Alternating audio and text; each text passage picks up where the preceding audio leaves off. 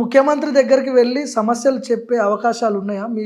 మీరు ఎమ్మెల్సీగా ఉన్నారు, కూనమనేని సాంబశివరావు ఎమ్మెల్యేగా ఉన్నారు. కనీసం మీకు గతంలో కేసీఆర్ దగ్గరికి వెళ్ళాలంటే చాలా కథ ఉండేది, అపాయింట్మెంట్ తీసుకోవడం ఇవన్నీ ఉండే.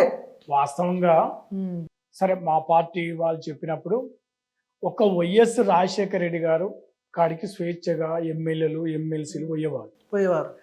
కేసీఆర్ వచ్చిన తర్వాత ఎట్లయితే కొనసాగుతుందో ఇప్పుడు కూడా అట్నే కొనసాగుతుంది. ఇప్పటికీ రేవంత్ రెడ్డి కూడా ఎమ్మెల్యేలకు ఎమ్మెల్సీలు అంటే వాళ్ళ పార్టీ ఎమ్మెల్యేలకు ఎమ్మెల్సీలకు అవకాశం ఉండొచ్చు, కానీ కమ్యూనిస్ట్ పార్టీగా అంతగా ఈజీగా కలవటానికి అవకాశం లేదు.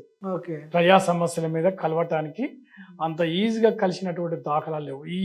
నాకు ఈ సంవత్సరం అంటే ఈ 11 నెలల సమయం ఎన్నిసార్లు కలిసి రేవంత్ రెడ్డి? రెండు సార్లు కలిసి అంతే, 2 సార్లు అంటే 2 సార్లు. ఈ జల్లగా బహిరంగ సభలల్లో అది కలిసినామంటే సమస్య కాదు, ఎందుకంటే అది ఓసారి అది కాకతాళీయం. కానీ స్పెసిఫిక్గా కలవాలనుకున్నప్పుడు అంత ఈజీగా లేదు. వాళ్ళ పార్టీ వాళ్ళకి తప్ప కమ్యూనిస్ట్ పార్టీ అసలు మాకే కాదు, అసలు నిజంగా రాజశేఖర రెడ్డి గారి లెక్కన వీరు కూడా ప్రజలకు, ప్రజా సంఘాలకు, ఈ రాష్ట్రంలో ఉన్నటువంటి ప్రజా సంఘాలకు, అనేక మంది యూనియన్లకు, కమ్యూనిస్టులకు, అంటే ఈ ఎమ్మెల్సీలకు, ఎమ్మెల్యేలకు, పొలిటికల్ పార్టీలకు కూడా ఒక అవకాశం ఇవ్వాలి ముఖ్యమంత్రి. ఒక సమస్య అది పరిష్కారం కానీ కాకపోని కనీసం ఒక విషయాన్ని చెప్తే వినేటువంటి దాఖలాలు ఉండాలి. కానీ ఆ పరిస్థితి మనకి ఈ రాష్ట్రంలో కూడా లేదు. కమ్యూనిస్ట్ పార్టీలు ఎక్కడైనా ఎప్పుడైనా 1-2 సీట్లతోనే వాళ్ళు సర్దుకొని వెళ్ళిపోతారా? రాష్ట్రాలను శాసించే అధికారం వచ్చే ఛాన్స్ ఎంతవరకు ఉంది మీకు?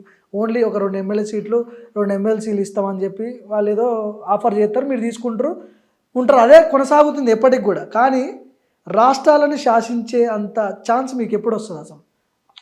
అంటే ఒక్కొక్కసారి కొంత ఈ దశలో ఈ పెట్టుబడిదారి వ్యవస్థలో బాగా కార్పొరేట్ రాజకీయాలు నడుస్తున్న కాలంలో కొంత కమ్యూనిస్ట్ పార్టీలో అనేక సమస్యలు ఎదుర్కొంటాము. ఎన్నికల వ్యవస్థ కూడా బాగా డబ్బు ప్రభావం, మత ప్రభావం, అనేక రకాల వ్యవస్థను నష్టం చేస్తుంది. కాబట్టి కొంత ఈ సంక్షోభ దిశలో సరే ఎప్పుడు ఈ వ్యవస్థ ఇట్లా ఉండదు. జనరల్గా వ్యవస్థ అనేది ఇవాళ ఉన్న పరిస్థితి రేపు ఉండదు. కాబట్టి రాబోయే కాలంలో కమ్యూనిస్ట్ అనే ప్రజలు ఆదరిస్తారు. రేపు ఈ 1 సీటు 2 సీట్లతోనే పరిమితం కావు. భవిష్యత్ అనుకుంటే వచ్చే అసెంబ్లీకే మేము చాలా సీట్లకు పోటీ చేస్తాం. ఒంటరిగా ఎవరితో పొత్తు ఉండొచ్చు, కలిసి రావచ్చు, కానీ ఏదైనా 1 సీటుతోనే ఉండదు.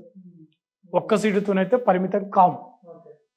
చివరిగా చెప్పండి, తెలంగాణ రాష్ట్ర ప్రజలకు ఏం చెప్పదలుచుకున్నారు మీ పార్టీ నుంచి? సరే, తెలంగాణ ప్రజలకు విజ్ఞప్తి చేసేది ఏంటంటే ప్రజా సమస్యల మీద ఇవాళ పాలక పార్టీల మౌలిక స్వరూపాలన్నీ ఒకటే పార్టీ. సరే, ప్రజా సమస్యల పరిష్కారాన్ని కమ్యూనిస్టులు నియమ నిబంధనలతో త్యాగాలతో నిలబడుతూ, అందువల్ల రాబోయే కాలంలో కమ్యూనిస్టుల చరిత్ర ఈ తెలంగాణ వ్యాప్తంగా అనేక పోరాటాలు, అనేక త్యాగాలు జరిగినటువంటి సమస్యలు ఉన్నాయి. సరే, ఇవాళ కమ్యూనిస్టులుగా ఈ తెలంగాణ రాష్ట్ర అభివృద్ధి కోసం, ఈ తెలంగాణ రాష్ట్రంలో అనేక సమస్యల మీద కంకణబద్దులై నిలబడతాం.